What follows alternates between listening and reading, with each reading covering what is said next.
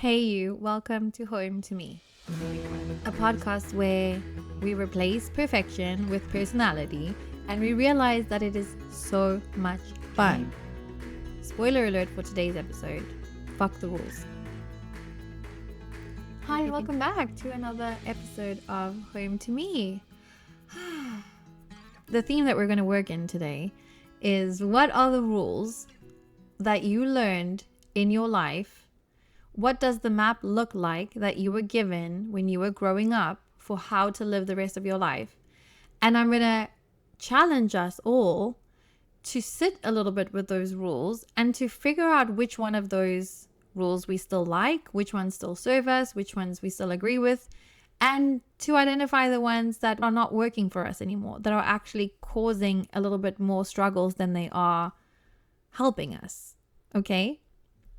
So this theme comes up often in my work and also has been a big part of my life.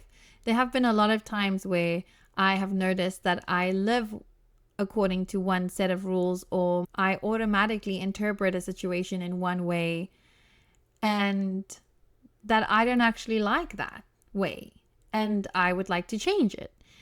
And I think a big part of the self-trust journey was also learning and trusting about myself that I have the strength to do something new that I like, that I prefer, and also sit with the consequences of making that change.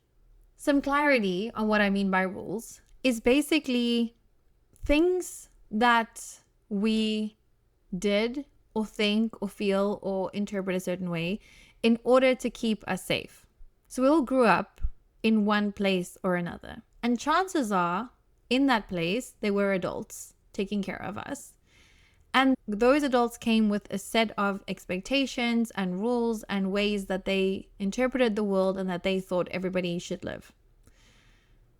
These rules usually we learn as little kids because we understand that in order to stay safe, in order to belong, in order to be connected to our caregivers, in order for us to get attention and care, there are certain ways that we need to show up.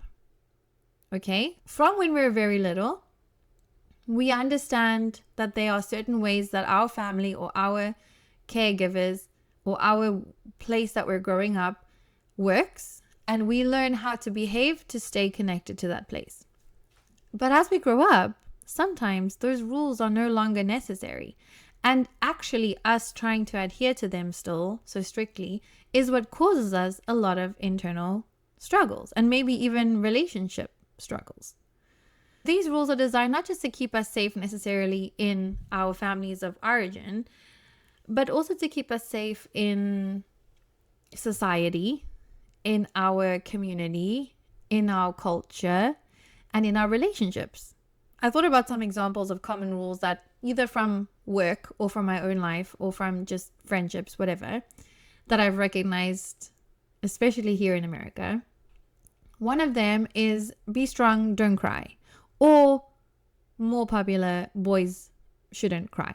That I feel like is a rule that a lot of us grew up with. This rule is the one we're going to focus on today. What you achieve is more important than the effort you put in or the enjoyment that you get out of it. So achieve, produce, never rest. That kind of rule. Be quiet / polite when you're with somebody older, no matter who they are. Don't take up too much space with your feelings. Don't be too much. Resting is lazy. That's another rule I hear often. Resting is lazy. Another big one that also was applicable, I think, a lot in my friendships growing up. You can't change your mind. Once you commit to something, that's it. I asked my husband actually for some examples of rules that he had growing up. And he didn't say this one, but I know it's true. It's playing golf is selfish. He learned that in his family and for sure brings it into our home. It's so hilarious to me because despite 14 years together, despite me being his number one advocate to go play golf, because golf means 5 hours to myself where I can do whatever the fuck I want. It's wonderful. for him, golf is like, oh no, I'm being selfish. So instead of coming to me when he wants to play golf, which is literally probably every weekend, and saying, hey, I want to go play golf, or there's this tea time, do we have any plans? I think I'm gonna go play golf, which is what I would be fine with.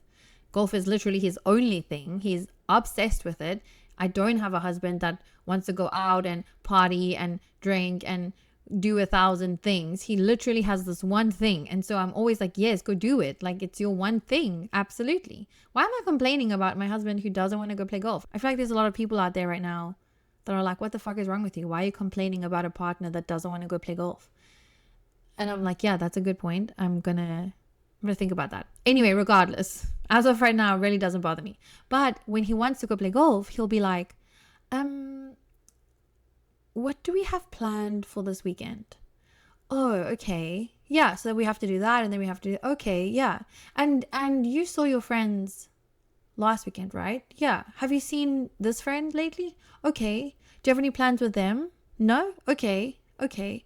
And I guess like you know, I did watch the kid the other day. You went to get your nails done, right? He thinks he's like a Jedi mind master when it comes to this golf conversation, because he'll be like, oh, if I can make her think that I deserve to go play golf, then she will be more likely to say yes. Or if I can explain to her or somehow reverse psychology her into thinking that me going to play golf is a great idea, then I can go play golf. When meanwhile, he can just go play golf. Anyway, here's some more rules. What your parents say is law, no arguments. Here are some from my house. Oh my goodness. You have to greet dad at the door when he comes home. That one was a very important one. And actually, the first time my mom came to visit us in America, my husband got home from work one day and her and I were sitting on the couch. I think we were drinking wine and just chatting. And he came home and she just looked at me like wide-eyed. He went to put his stuff down and he came to say hi. And then he was like, what are you guys drinking? And we're like, wine. And he was like, oh, nice. Is there some left? And I was like, yes. I think he got a beer or something. And he came to sit on the couch. And she just kept looking at me like with wide eyes. And I was like, what's up? My mom listens to this. Mom, do you remember this? Anyway, so she's like, I wanted to tell you to go get up and say hi to him. And I was like, what? But then I was like, oh yeah, that makes so much sense, because when I was growing up, that's what we had to do. Like everybody, when my dad got home, if you were home, you had to get up if you heard him from wherever you were, get up and go say hi to him. And he would get annoyed if we didn't do that. And so instantly, the second my husband got home, she expected me to get up and be like, hi babe, how's your day? Obviously, that's not a rule in my house, so I'm not going to do that. And she was just like, I was nervous for a second. She was actually nervous, which makes so much sense. But do you see how we have these rules to keep us safe? But sometimes, and I want to say oftentimes, we don't make these fucking rules. So yeah, let's live by them when we're in our homes and we have to. That's fine. But let's also think about them when we're adults and be like, do we even like this? Do we even agree with this rule? There was another one too. In my house growing up, my dad had a spot on the couch where he sat. That's it. And that was his spot. And if you were sitting in that spot, like kind of like Sheldon Cooper, if you were sitting in that spot, when he got into the lounge, you get up and you move. And so again, when my mom was visiting us, my husband came into the TV room. She was like, where do you sit, Mark? And he was like, I just sit wherever there's a space to sit. What do you mean? And I giggled to myself because I was like, oh my gosh, yeah, because my dad has a spot and you move if you're on that spot. And she was ready to move. Oh my gosh. And another big one is the rules that I see from couples or whatever your relationship looks like with intimacy. Like, for example, we need to have sex X amount of times a week / month for us to be in a healthy relationship. Or any intimate interactions need to end in orgasm to be successful. I think those are two of the most common ones I hear couples come in with, where they've built their sex lives around these rules that are really difficult, like with life and biology and aging and different whatever. Like, those are hard rules to maintain. And if you live by them that strictly, they're going to cause you some struggle, some stress, right? And they're so unnecessary because neither of those things are true. So these rules can come from different places, right? They can come from family dynamics. They can come from cultural or religious expectations. They can come from gender roles. They can come from societal expectations. And they're not inherently good or bad, but they are worth a little revisit especially as you get older, especially when you're an adult. So maybe as we're talking, you're already recognizing some of these things that could be relevant in your life. One of the things that could happen is burnout. Always overextending yourself, always trying to adhere by these specific rules, especially if nobody cares and nobody's putting those rules or expectations on you, can be exhausting. Because not only are you doing something that maybe naturally doesn't occur to you or doesn't feel important to you, but you're also not experiencing any type of recognition or gratitude because the rules that you're living by are not important to other people either. For example, if I kept jumping up every time my husband came home from work to go say hi, he might like it. I don't know. But I don't think he would particularly give a shit. So I don't think he's going to be like, wow, thank you for getting up every time I come home. It really means a lot to me. I think eventually I might be like, holy shit, sometimes I'm in the middle of working and I don't want to get up and come say hi to you. Like sometimes I'm in the bathroom. I don't want to sit in the bathroom and be anxious because you just came home and I'm not going to go greet you. And I would start to get kind of burnt out by doing this much effort and not getting any recognition. Meanwhile, my husband didn't make that rule either. What the fuck am I doing? You know what I mean? I think this also leads into the next point, which is resentment. And I think a lot of people come into therapy, they say anger and resentment like it's the same family.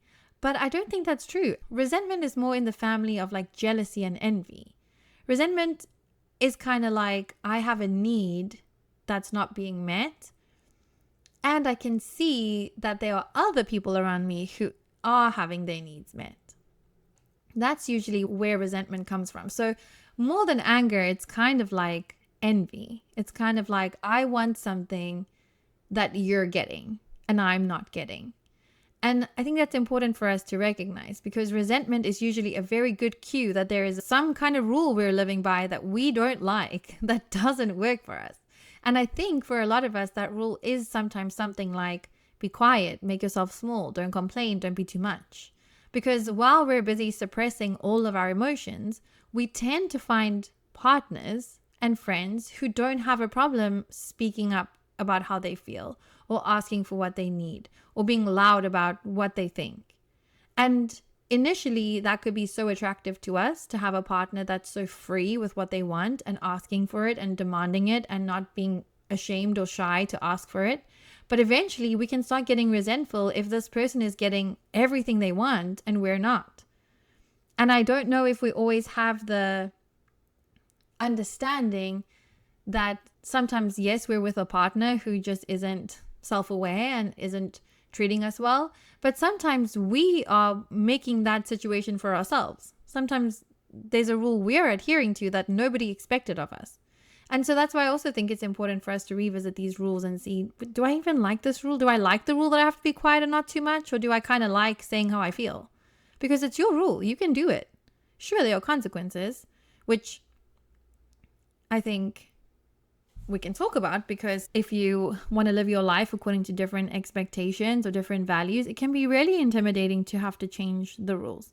But I also do think, and this was in the podcast a few weeks ago, that there's something to be said for learning how to be uncomfortable, learning how to tolerate different opinions about these rules. You can still have relationships with people that you disagree with, right? Like that's okay to do. Sometimes uncomfortable, yes, but worth it if you love that person and if you want them in your life. So I wonder if you can think a little bit about what's a rule in your life that you grew up with that maybe as we were talking, you were like, oh my gosh, yeah, that's a rule I live with and I really don't like it. I also think on a deeper note, sometimes unlearning some rules that we feel like don't work for us can come with a sense of grief. Kind of like, who am I if I'm not that? So at the same time as it can be freeing to release yourself from these rules and expectations, can also feel kind of scary to now have to learn, okay, who am I actually? And not just that, but when I am myself, how do I fit back into my old environment? If you want to talk more about that, please let me know. We can absolutely do that. So how do we unlearn these rules, right? That's the big question. What does it look like to try something new? And I will tell you, it's messy. It's not linear at all. It can look like learning to set boundaries when you don't like the way that something is working. And in next week's episode, we're going to talk a lot about boundaries. So stay tuned. For me, it looked kind of like redefining success, because I recognized, like I said earlier from that rule, that there was definitely a very strong, important rule in my family, which was that achievement is the most important thing. You have to be smart. You have to be fantastic at everything you do. And almost an understanding or a belief that you have to be naturally that. There was no focus ever on the effort it would take to get great or to be good. That did not matter. It only mattered that you were good. And I think what that left me with was that if I'm not naturally good at something, that means I'm not clever, or that means that I'm not good. It took me into adulthood to realize that it's okay that I have to work hard at stuff. That doesn't mean that I'm not supposed to do it. That doesn't mean that I'm stupid. It means that I care and I like working hard. But it's interesting how I had to teach myself that. I had to learn that rule myself, because that is definitely not something that was communicated to me as a child. And it left me often in a position of being ashamed of myself when I wasn't naturally good at something, when I wasn't automatically smart at something, when I had to put in effort to do well. I would hide that because I would feel ashamed that it took me effort to do that. Interesting, right? Now that I'm saying it out loud, I'm like, you poor thing, my poor baby Steph, goodness. As I was saying that, I was like, my poor husband, because that's also the reason that I won't play golf. So I'm saying this podcast like, this is how you heal. Listen to me, because I've done it. I haven't done it all the way because I still refuse to play golf. I naturally feel like I'm good at most sports. If someone gives me any bat of any kind or a ball of any kind or any kind of whatever racket thing, I could hold my own playing. Like, not as a professional, of course, but if someone was like, hey, do you want to go play tennis with me? I would say yes, and I would go play, and I wouldn't feel like, oh my gosh, I'm going to embarrass myself here, because I know I can figure it out. We grew up playing like cricket in the backyard and soccer in the backyard and whatever, except for golf. I went to the driving range with my husband. My body does not understand how to hit a golf ball. And that is a new experience for me. My body just seems to like get it. Except for golf, no fucking idea. My body does not agree with that motion of making whatever. And I've been to the to the driving range now multiple times, and I still have no idea. It doesn't get more comfortable. Even when I hit the ball okay-ish, it still feels fucking terrible. I will never play golf because I cannot stand the idea of standing on that first tee and having to hit the ball and everyone's watching me. To me, that is the most terrifying thing on the planet. It's so scary. It's so scary. Okay, so unhealed there still, will not play golf. Okay? No. Anyway, back to this rule. When I went to grad school, this rule of mine that I had to do really well automatically really sat heavy on my heart, because this was the one thing in my life that I wanted. Never have I had a goal that I have reached until this moment. I had wanted to be a therapist for so many years. I had just done a lot of hard shit to get to that point of going to grad school. So succeeding at grad school, and not just succeeding, like excelling in therapy, was very, very, very important to me. So when I was going to grad school, a lot of my time and effort and energy was spent on comparing myself to everybody else. I kept comparing myself to be like, am I clever enough to be here? Can I do this? Am I going to be really good at this? Naturally. Okay, no part of my brain was like, oh, I'm going to have to work hard. Obviously, I knew that. Obviously, I knew I was going to have to work hard. But there was a disconnect with this old rule that came in that like, you have to achieve. Never mind if you're having fun. Never mind like that you have to put in effort. No, just you have to achieve. Like, that's it, the end. And so as I was going in grad school, obviously now luckily it's grad school for therapy, so you're learning a lot about yourself in the process, and I figure out this rule and I notice it for the first time, and I'm like, hold on a second, this rule is deeply impacting my day-to-day life, and it's deeply impacting this dream that I have, and it's distracting me from getting the most out of this experience. And so I start to research, how can I help myself with this rule? And I come across exposure therapy, and I say to myself, okay, I'm going to force myself into situations that are so scary to me to think about. And I'm going to do that until it doesn't scare me anymore. Okay? So I go to school and I start to answer questions wrong on purpose.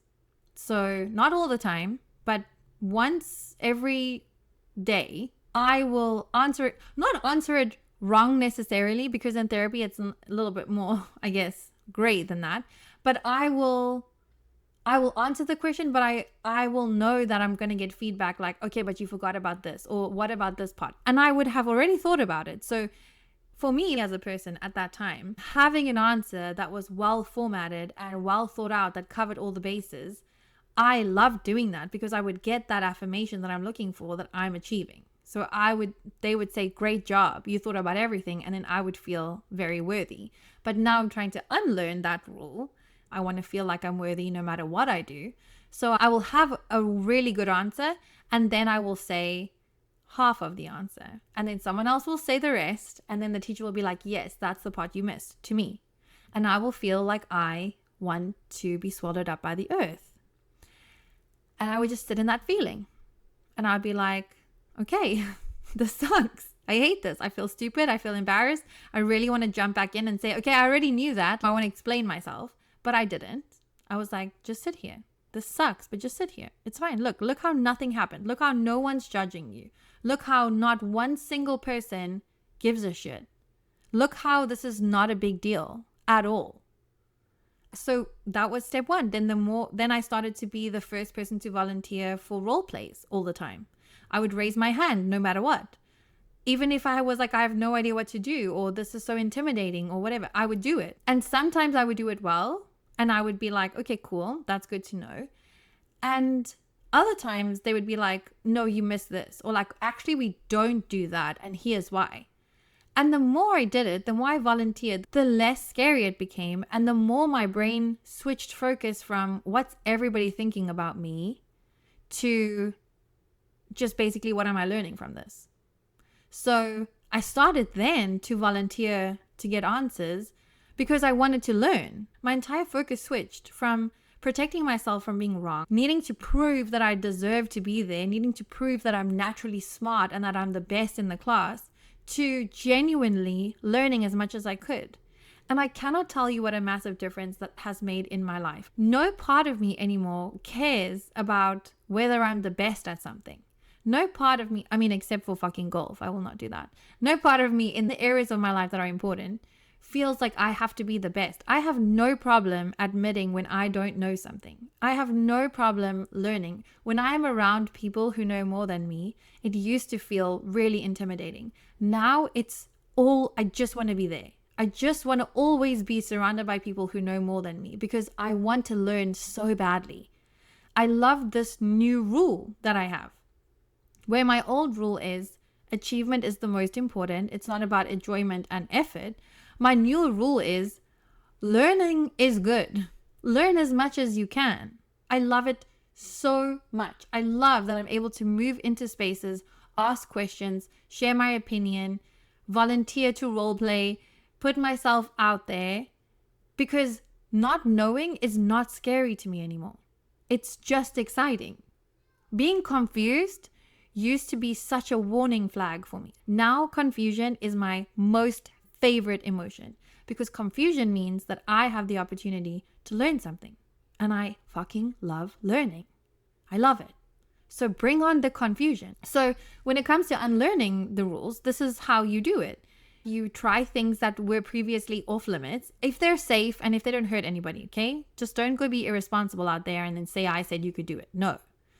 But try some new things. See what happens.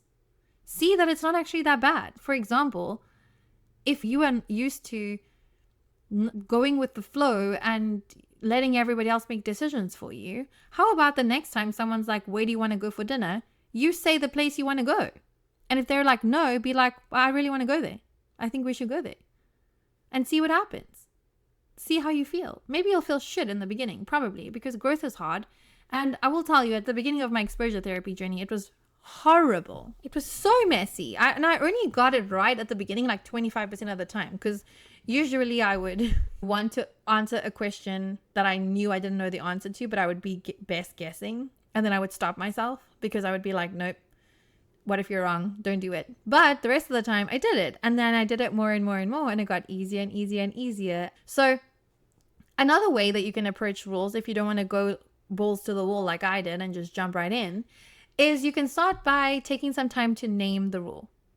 Take some time to figure out, what are the rules that I live by? Think through everything. Think through your relationship, your home life, whether or not you're allowed to say how you feel, whether or not you're allowed to ask for help, whether or not you are allowed to be angry or sad or scared, whether or not you have to get up and greet your dad at the door. Think about everything. And after you name them, ask yourself, who does this rule benefit? And in what way? Answering that question, I think, is very important, because my answer for my rule would have been, it doesn't benefit anybody. Me having this intense pressure to achieve with no focus on whether or not I'm having fun or whether this even makes sense was not helping anybody, literally nobody. When I was a child, my dad would benefit from that because he would have 4 really smart children that he could talk about and show off, right? But that's not applicable anymore. So the rule doesn't matter anymore. So what the fuck am I doing? And after you do that, think about if you can figure out a new rule that's more applicable to your life. Something that's more aligned with what's important to you. Something that you think you want to achieve or you want to live by, or that you are inspired by in your life. Change the rule.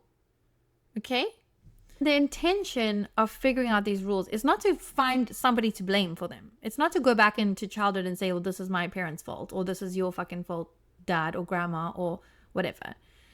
It's so that we can recognize that we didn't come up with them. And we can almost have the space to choose a little bit whether or not this is a rule we want to keep, or whether this is a rule that we feel like we can put down and let go of. I also want to add another caveat. And I feel a little bit anxious doing this one, but I do think that it's important. This also comes up a lot in family therapy, where people are raised with specific political beliefs. I've never lived in a country that has this tendency to align their identities with whether they're red or blue. It's very interesting to my South African brain, because in South Africa we have a gajillion political parties and one always wins. So you don't really identify with the party. They're the people that you vote into power that work for you, but you're not really like emotionally connected to them in any type of way. They're like civil servants, you know, they work for you and you can be annoyed at them as much as you want without it threatening anything. And I feel like in America, you don't have that freedom. So as a South African, I want to encourage you as an American to consider this piece and see whether you might not feel a little bit calmer as a human if you also applied this rule thing to your political life. Believe in whichever party you want to believe in. I just see that there is not just a preference for party in America. There is an entire identity connected to who you vote for. And the problem with that is somebody else is dictating how you feel about a lot of different things if you connect your identity to a person or a party so tightly that you lose your ability to choose for yourself. Think about the rules you have for yourself related to politics, and also think about who they benefit and in what way do they benefit that person or people, whatever. Think about that a little bit. And then think about what rule and what belief you truly hold true in your heart. And see if those rules that you have right now remain the same. Something to think about. Okay, so key takeaways today. You don't have to follow rules that you didn't choose, okay? You have autonomy. You have sovereignty over your own life. You get to choose. Remember that. I want to invite you to reflect a little bit on those questions. What rules do you have? Who do they benefit and in what way? And what are some potential new rules that you could implement that work better with your life, that will make you happier and more content? Thank you so much for listening and spending time with me. As usual, I want to leave you with one quote that you can take with you and you can write down, whatever. Okay, are you ready? The old rules kept you safe. The new ones can set you free. Okay? The old rules kept you safe. The new ones can set you free. It was so nice to talk to you. I will see you again next week, Thursday. Welcome home.